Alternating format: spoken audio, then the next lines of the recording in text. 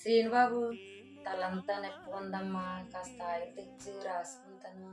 అమ్మా సరే అమ్మా చేస్తున్నా.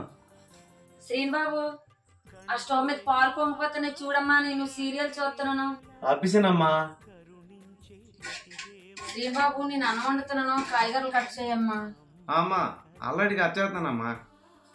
అమ్మా నీకు బాగోలేదుగా, జ్యూస్ తెచ్చిన తాగమ్మా. అక్కలేనందుకు నువ్వు ఉన్నావు కాబట్టి ఇంటి దగ్గర సరిపోయింది, లేదంటే నా పరిస్థితి ఏంటి?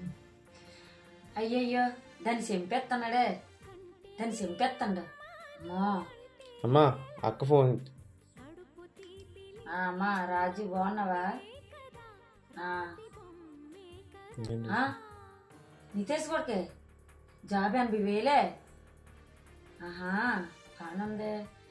ఇగో మనకి ఉన్నాడు ఇంట్లోనే, ఎక్కడికి బయటికి కదలడో చేయడు, అలాగే ఇంటి పని పెట్టుకొని ఉంటాడు ఇంట్లోనే. అదే బయటికి వెళ్తే బాగుపడు కదా. అమ్మా శ్రీనిబాబు నువ్వు అంత దూరం కోచింగ్కి వెళ్ళిపోతే మేము ఎలాగ ఉండాలి బాబు? ఉండిపోవాలమ్మా. అయితే సీబరి గట్టు తిరగేసేస్తాను నువ్వు వెళ్ళకపోతే. అమ్మా